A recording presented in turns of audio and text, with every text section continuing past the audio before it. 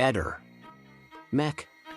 Pallister. Stamattina TV nazionali annunciano la possibilità che a Trieste ci sia un secondo indagato. Ovviamente non può esserci un secondo indagato se non ci fosse un primo indagato. Abbiamo già detto che una delle maggiori possibilità è che Sterpin sia indagato per false dichiarazioni al PM, ma anche Sebastiano, in quanto a cose travisate, non è stato certamente di meno. Ad esempio, tempo fa mi si continuava a dire che ci sarebbe stato a casa di Silvia un incontro tra Sebastiano e Claudio Sterpin, cosa davvero poco credibile e logica, anche se tutto sommato oggi un elemento un po' ambiguo potrebbe dare forza a quella tesi. Chiaramente si tratta di uno di quei tanti punti che probabilmente in fase di ulteriore indagine verranno approfonditi. Sterpin riferiva di conoscere la Resinovic da più di 40 anni.